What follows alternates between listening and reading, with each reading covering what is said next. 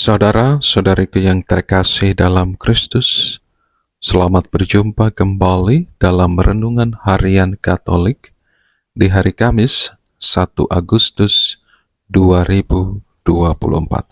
Pada hari ini bersama gereja, kita juga memperingati Santo Alfonsus Maria de Liguori, Uskup dan Pujangga Gereja. Pada kesempatan ini kita akan mendengarkan bersama-sama firman Tuhan dari Injil Matius bab 13 ayat 47 sampai 53. Dalam nama Bapa dan Putra dan Roh Kudus. Amin. Tuhan bersamamu dan bersama rohmu. Inilah Injil Tuhan kita Yesus Kristus menurut Matius. Dimuliakanlah Tuhan. Sekali peristiwa, Yesus bersabda kepada orang banyak, "Hal kerajaan surga itu seumpama pukat yang dilabuhkan di laut, lalu mengumpulkan berbagai jenis ikan. Setelah penuh, pukat itu ditarik orang ke pantai. Lalu mereka duduk dan dipilihlah ikan-ikan itu. Ikan yang baik dikumpulkan ke dalam pasu, yang buruk dibuang. Demikianlah juga pada akhir zaman, malaikat-malaikat datang memisahkan orang-orang jahat dari orang benar. Yang jahat, lalu mereka campakkan ke dalam dapur api.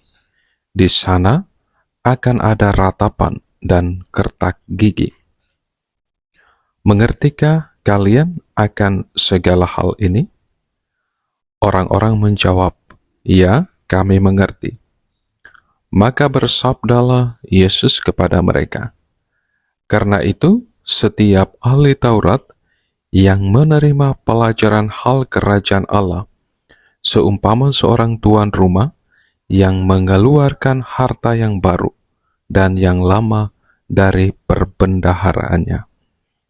Setelah selesai menyampaikan perumpamaan itu, Yesus pergi dari sana." Demikianlah Injil Tuhan. Terpujilah Kristus. Saudara-saudariku yang terkasih dalam Kristus, dalam beberapa kesempatan Tuhan Yesus berulang kali berbicara tentang kerajaan surga dengan berbagai macam cara. Yesus mengumpamakan kerajaan surga itu seperti biji sesawi, juga seperti ragi, seperti gandum dan lalang. Pada perikop Injil yang kita dengar bersama hari ini, Tuhan Yesus mengumpamakan kerajaan surga seperti pukat yang dilabuhkan di laut, lalu mengumpulkan berbagai jenis ikan. Ikan yang baik dikumpulkan ke dalam pasu, sedangkan ikan yang buruk dibuang. Tentu inti pengajaran Yesus sama, yaitu perihal kerajaan surga dan juga tentang pengadilan di akhir zaman, di mana Yesus sebagai hakim agung akan mengadili semua orang dengan memisahkan antara orang baik dan orang jahat.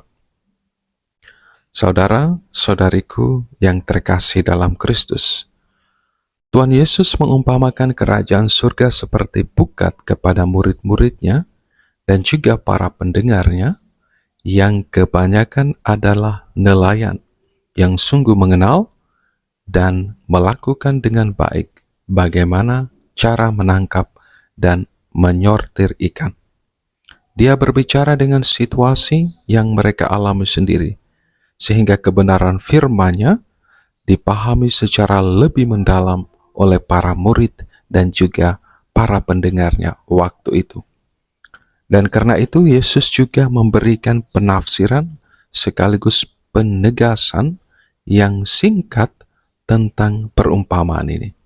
Demikian juga pada akhir zaman, malaikat-malaikat akan datang memisahkan orang jahat dari orang benar, lalu mencampakkan orang jahat ke dalam dapur api, di sanalah akan terdapat ratapan dan kertak gigi.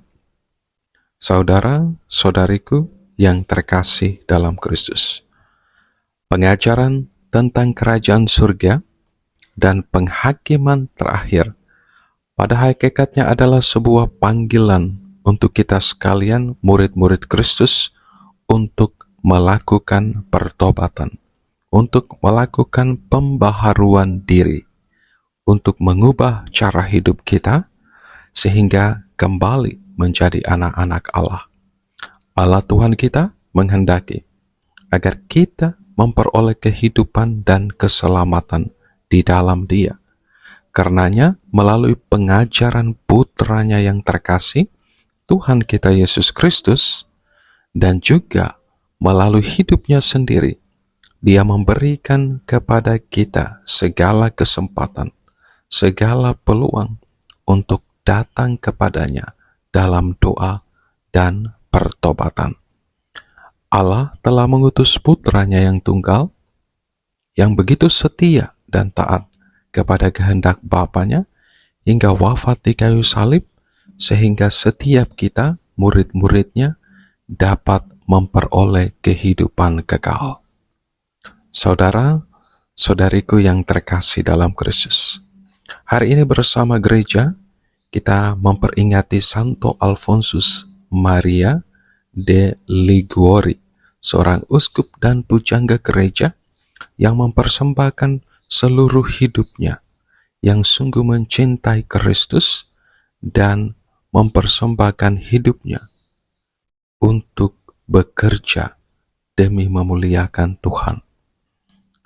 Dia berkata demikian, seluruh kesucian dan kesempurnaan jiwa terletak pada cinta akan Yesus Kristus Tuhan kita, harta tertinggi kita, penebus kita.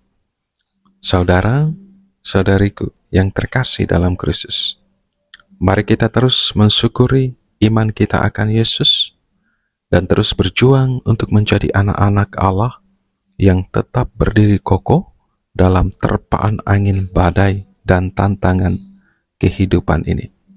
Kita harus berjuang untuk setia dalam iman kita akan Yesus, setia melaksanakan kehendak-Nya, sehingga kelak kita kedapatan pantas dan layak di hadapan-Nya. Jangan takut dan jangan cemas. Tuhan kita Yesus Kristus sendiri memampukan kita. Dia pasti menyertai kita dengan kuasa dan berkat-Nya sendiri, dengan bimbingan dan penyertaan Roh Kudus yang telah dijanjikannya. Berkat Tuhan beserta kita sekalian, Bapa, Putra, dan Roh Kudus. Amin.